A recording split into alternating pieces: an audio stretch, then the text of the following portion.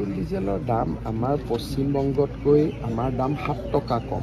গতিকে আমাৰ অসমৰে দাম আটাইতকৈ কম।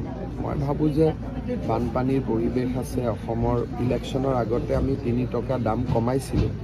গতিকে 3 টকা দাম কমাইছিলোঁ যদিও সেইটো ৰেভিনিউৰ ফালৰ পৰা নহয়গৈ কাৰণে 1 টকা আমি বঢ়াইছোঁ। কিন্তু পশ্চিমবংগতকৈ আমাৰ পেট্ৰল ডিজেলৰ দাম 7 টকা কম।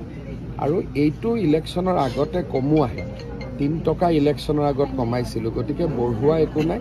ইলেকশ্যনৰ আগত 3 টকা কমোৱা হৈছে, এতিয়া যেনিবা 1 টকা বাঢ়িছে, ইমান। পেট্ৰল ডিজেলৰ দাম আমাৰ পশ্চিমবংগতকৈ আমাৰ দাম 7 টকা কম। গতিকে আমাৰ অসমৰে দাম আটাইতকৈ কম। মই ভাবোঁ যে বানপানীৰ পৰিৱেশ আছে। অসমৰ ইলেকশ্যনৰ আগতে আমি 3 টকা দাম কমাইছিলোঁ।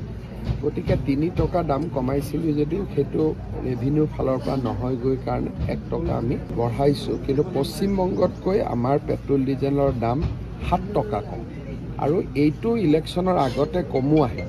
3 টকা ইলেকশ্যনৰ আগত কমাইছিলোঁ। গতিকে বঢ়োৱা একো নাই। ইলেকশ্যনৰ আগত 3 টকা কমোৱা হৈছে, এতিয়া যেনিবা 1 টকা বাঢ়িছে, ইমান।